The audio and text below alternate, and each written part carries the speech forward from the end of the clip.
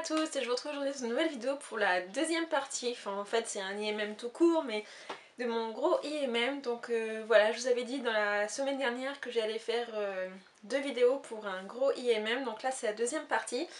Il faut savoir que pendant encore 2 semaines je ne ferai pas d'IMM parce que je pars en vacances notamment à Paris, chez Justine également, donc il y aura plein de petites vidéos à mon retour, ne vous inquiétez pas. Et ensuite je pars dans la famille, donc voilà, ça explique ceci. Je ne sais pas si je vais recevoir des romans, et voilà, je ferai un IMM un petit peu plus tard. Donc cette semaine j'ai pas mal de e-book à vous montrer, donc ça va être un petit peu découpé, c'est-à-dire que je vais vous présenter l'e-book et ensuite je vais vous montrer la couverture, donc voilà, ce sera un petit peu, comment dire, un petit peu à la one again, on va dire ça comme ça. Ensuite j'ai un mini coup de gueule à passer au niveau d'une maison d'édition. Et j'ai également une BD à vous présenter, donc eh bien c'est parti. Donc concernant les romans sur ma liseuse, donc en fait j'ai fait un échange avec quelques blogueurs, donc notamment Virginie, qui m'a envoyé donc le premier tome de Jennifer Rush, Amnesia. Donc comme ceci, ça me tentait énormément de le lire et elle m'a dit bah est-ce que tu le veux? Bah écoute, je ne vais pas dire non hein. Donc merci à elle. Ensuite elle m'a également envoyé Enclave le tome 2 Salvation ou Salvation, ça fait mieux en anglais. Donc en fait j'avais lu le tome 1 donc, en version A4 chez Black Moon et j'avais beaucoup aimé, et en fait quand elle m'a proposé le tome 2 je suis bah écoute oui tant qu'à faire, parce que je l'avais regardé un peu sur Press Minister mais je trouvais que quand même pour un tome 2 il était encore assez cher en occasion. Donc voilà la couverture, je suis pas très fan des couvertures, les couvertures anglaises sont tellement plus belles, mais bon. Et donc le tome 3 de toujours de Enclave. Et de toute façon je mets les couvertures des tomes 2 et 3 maintenant. Ensuite elle m'a envoyé également Unbreak Me de Lexi Ryan. Donc là je crois que c'est du new adult ou même de la romance ou de l'érotique. Enfin je ne sais pas en fait. Voilà. Donc de Unbreak Me. Je crois qu'il y a le tome 2 aussi qui est sorti. Je ne sais plus comment il s'appelle. Et j'ai eu des retours pas très positifs. Donc c'est publié chez Hugo Romance. Et un que j'avais très envie de lire, donc c'est de Simone Elkelest, et son dernier c'est Attirance et Confusion, et en fait j'ai loupé la session de demande de partenariat, donc voilà. Je sais que Justine donc l'a vraiment beaucoup aimé, mais elle n'avait pas lu non plus les autres romans de Simone Elkelest. Moi j'ai déjà lu les autres, donc je connais un petit peu sa plume, et j'ai quand même très hâte de lire, parce que voilà, le monde du football américain ça peut être sympa, et j'aimerais bien voir comment elle l'a exploité. Ensuite, donc j'ai demandé également des romans en VO. Alors j'ai reçu, donc ça en fait c'est un extrait que j'ai voulu découvrir, donc je vais quand même vous le montrer. Surtout que je trouve que la couverture est vraiment très jolie. Voilà, donc le titre est super long, c'est The Strange and Beautiful Sorrows of Ava Lavender de Leslie Walton. Voilà, donc je vous mets la couverture maintenant. La couverture est juste superbe. En fait là c'est un extrait que j'ai eu en PDF. Comme ça je me suis dit avant de commander le livre en entier, autant voir ce que ça donne sur un ou deux chapitres. Ensuite donc Lucie m'a envoyé donc The Murder Complex. Donc voilà, je vous mets la couverture maintenant. Elle est un peu creepy, hein, elle fait un peu peur la couverture je trouve, mais bon, on verra bien. Ensuite elle m'a envoyé aussi Come Back to Me, donc ça c'est un roman de New Adult de Sarah Alderson que j'avais découvert avec Losing Lila. Donc j'ai très hâte de lire, et je sais que Lucie a quand même pas mal aimé. Donc là voilà, c'est tout ce que j'ai eu dans les e-books. Bon ça m'en fait déjà pas mal, je sais pas quand est-ce que je vais les lire. C'est un peu le problème quand on a une liseuse, c'est qu'on accumule dans la liseuse. Bon. En même temps c'est un petit peu ce que je fais aussi avec mes romans papier. Ouais, bon. En fait voilà, j'accumule dans la liseuse et je les lis pas forcément parce que je privilégie d'abord les papiers avant la liseuse, mais bon. Voilà, je me dis au cas où un jour que je m'ennuie, bah voilà, j'en aurai toujours en stock. Ensuite donc là on part dans les romans papier. Donc j'ai reçu de la part de chez Pocket Jeunesse, donc How to Love de Cathy Cotugno. Donc c'est une épreuve non corrigée qui sort, donc le roman sort le 4 septembre. Donc je l'ai terminé, donc si vous me suivez sur Instagram, n'hésitez pas d'ailleurs à aller me suivre sur Instagram, le lien est en barre d'infos. Donc je vous l'ai montré, je l'ai lu sur la plage, j'adore la couverture, enfin l'écriture How to Love, je trouve ça super sympa.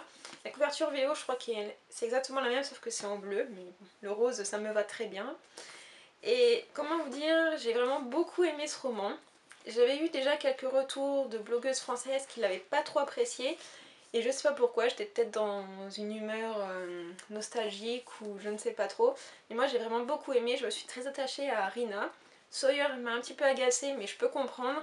Et voilà, j'ai vraiment beaucoup aimé, je trouve qu'il y a beaucoup de sentiments et on en reparlera au mois de septembre, je vous le promets. Sur l'épreuve, donc c'est le tome 3, Le remède mortel de James Dashner. Donc j'avais beaucoup aimé le tome 1, le tome 2 un petit peu moins, et là en fait le tome 3 j'appréhende un petit peu parce que j'ai eu des retours de copines qui ne l'aiment pas du tout, qui se demandent qu'est-ce qu'a fait James Dashner dans ce dernier tome, donc je vous avoue que j'ai un petit peu peur de lire. Mais je le lirai quand même, et la Pocket a mis aussi que cette série allait être adaptée au cinéma. Donc voilà. Donc sous le titre Le Labyrinthe, mais j'ai quand même très hâte de savoir comment va se terminer cette série. Ensuite, j'ai reçu de la part de chez Pika donc le deuxième tome du graphic novel de Sans forme, enfin le tome 1 c'était Sans âme. Donc c'est de Gail Carriger et Rem. Donc voilà. Je suis toujours aussi fan, c'est un petit peu plus sexy que le tome 1. Il y a toujours une intrigue un petit peu particulière, j'ai pas lu en fait les romans de Gail Carriger. Mais voilà, j'arrive quand même un petit peu à me retrouver, même si parfois c'est quand même un petit peu flou, mais je m'en sors. J'aime beaucoup Alexia, et j'aime beaucoup son caractère, on en apprend un petit peu plus, et voilà, je trouve que les dessins sont toujours vraiment très très sympas. Si vous avez vu les graphic novels de Twilight, les dessins sont du même style, toujours très sympa et je peux que vous le conseiller. Ensuite, donc de la part de chez Hachette, donc j'ai reçu, et là quand ce roman est sorti, et il faut absolument que vous couriez dans votre librairie pour l'acheter parce que avec l'été qui arrive c'est juste le roman parfait pour l'été. Il s'agit de L'été des secondes chances, que j'avais déjà lu en VO sous le titre Second Chance Summer, donc c'est de Morgan Matson. Donc là c'est publié dans la collection donc chez Hachette et dans la collection Bloom. Ils ont gardé la couverture VO, je suis trop contente parce qu'elle est juste superbe. Il est assez conséquent quand même en français, il fait 410 pages à peu près. Mais voilà, je peux que vous le conseiller, je pense que je vais me le relire cet été en français. Et voilà, je n'ai pas d'autre chose à dire, lisez-le, il est vraiment génial. Ensuite, donc là on va commencer le mini coup de gueule. Donc vous saviez, c'est dans... Je ne sais pas si c'était la semaine dernière, je sais déjà plus, ou il y a 15 jours, ou il y a 3 semaines, ou un mois, enfin dans un de mes derniers IMM en gros, j'avais reçu l'épreuve non corrigée de Maléfique, donc en format A4 qui est pas très pratique, il faut l'avouer. Et là je l'ai reçu en version définitive. En soi ça ne me gêne pas, bon il est très, très joli, hein, il n'y a rien à dire, là les petits arabesques sont en relief, c'est très sympa, je suis d'accord, mais en fait c'est sur le concept de ça. Le recevoir en A4 je veux bien, enfin ça me gêne pas plus que ça, même si c'est pas pratique à lire, pourquoi pas, mais vous allez me dire mais elle est folle. Je sais que ça va faire un peu polémique, mais bon, faut que je le dise. Le recevoir en version définitive, ok, pourquoi pas, mais recevoir les deux, non. Soit je reçois que la 4, ou soit je reçois que la version définitive. Bon, il faut avouer que je préférerais recevoir directement la version définitive, hein, faut pas se leurrer. Mais je trouve que c'est un gâchis de papier. Envoyer à la fois le A4 et le livre, pourquoi pas envoyer directement le livre tout seul, en version définitive tout de suite, au lieu de gâcher déjà du timbre. Au niveau écologie, c'est pas tip top non plus. Voilà, je comprends pas trop. Je préférerais recevoir limite que la version définitive ou que la version A4, mais pas les deux. Donc du coup, ce livre-là, je vais le garder, je vous le ferai gagner dans un concours très prochainement. Et puis toujours dans le même style, j'ai reçu l'épreuve non corrigée de Jamais sans toi. C'est la nouvelle collection Black Moon Romance que ça s'appelle. Donc je l'ai reçu, je crois que ça devait être la semaine avant sa sortie, donc ça devait être le 6 juin à peu près, il sortait le 11. Et quelques jours après, j'ai reçu la version définitive de Jamais sans toi. Donc voilà, j'ai pas eu le temps de lire la version A4 parce que j'avais d'autres choses à lire et la version définitive est arrivée en quelques jours après. Donc voilà, il y a un truc que je piche pas. Il va falloir que j'écrive un mail chez Hachette parce que il y a un truc que je comprends pas. Soit ils envoient que le A4 ou que la version définitive, mais il y a un truc qui va pas. Donc là, cette fois, je garderai la version définitive parce que j'ai pas lu encore. Et je vous ferai gagner, je pense, la version A4. Mais voilà, n'hésitez pas à me dire, vous, qu'est-ce que vous pensez de ce système. Moi, ça me perturbe pas dans le sens où les A4 sont pas faciles à lire. Bon, ça, je comprends, mais moi, d'un côté, ça me gêne pas plus. Mais c'est le fait de recevoir à la fois le A4 et la version définitive qui me gêne un peu. Pourquoi pas, dans ce cas-là, faire des versions... comment dire, non, épreuve non corrigée comme fait Pocket, mais en version livre, sans la couverture définitive, et en version tout blanc, comme ils avaient fait pour Salma 6 par exemple. Et pourquoi ils le font pas pour tous les autres, donc Voilà, je pense que je vais écrire un mail à Hachette très prochainement. C'était mon petit coup de gueule, je referme la parenthèse et on continue. Et ensuite, donc j'ai une BD à vous présenter. Donc il s'agit de Un petit livre oublié sur un banc, écrit par Jim et dessiné par Nig. Au moins les noms d'auteurs sont pas très compliqués, hein. Donc je vous montre un petit peu les dessins. Hop, donc c'est pas le genre de dessin que j'apprécie beaucoup, mais en fait c'était surtout l'histoire qui m'intéressait. C'est un genre de book crossing, donc c'est quelqu'un qui laisse un livre oublié sur un banc.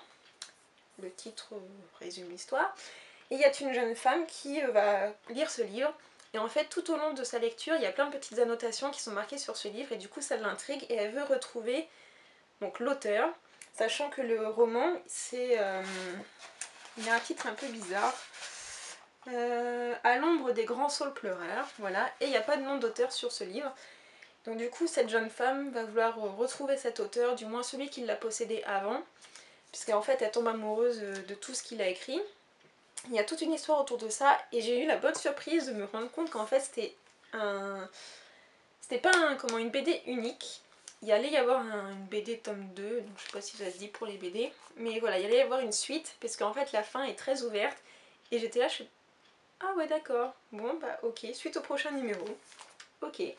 Et en fait donc j'ai gardé le bandeau parce que sur Instagram et sur le Facebook du blog, je vous ai marqué, enfin je vous ai pris en photo, certains livres peuvent changer une vie. Et en fait ça illustre très bien, donc c'est la prochaine série de vidéos qui va arriver, notamment la semaine prochaine. Je ne vous en dis pas plus, mais pour certains vous vous doutez peut-être de ce que c'est, puisque j'en avais un petit peu parlé sur Facebook. Mais voilà, j'espère que ça vous plaira, en tout cas c'est une série qui me tient beaucoup à cœur, et voilà. Et enfin pour terminer, et pas des moindres, donc c'était un roman que Justine m'avait prêté et j'ai tellement adoré qu'il fallait absolument que j'ai mon propre exemplaire. Donc il s'agit de Aristote and Dante Discover the Secret of the Universe. Donc je l'ai pris en hardback parce que voilà, il est juste magnifique. Et le truc bon un petit que j'aime un peu moins, c'est tous les prix qu'il a reçus, sachant que c'est même pas des autocollants en fait, c'est directement imprimé sur la couverture, donc je peux même pas essayer de les enlever. Bon, en même temps, ça cache pas trop le titre, ça va, sinon ça aurait été quand même légèrement abusé. Mais bon, j'aime pas trop ça, mais bon, je vais faire avec. Et donc, petite info, enfin vous le savez peut-être, ce roman va être édité chez Pocket Jeunesse, donc d'ici 2015, et je suis super contente parce que c'est vraiment un roman contemporain, young adulte contemporain, que je vous conseille très fortement. C'est poétique, l'écriture de l'auteur est juste magnifique, les personnages sont très attachants, et voilà, je peux que vous conseiller de le lire, c'est je pense un de mes top 10 de mes romans préférés, donc lisez-le.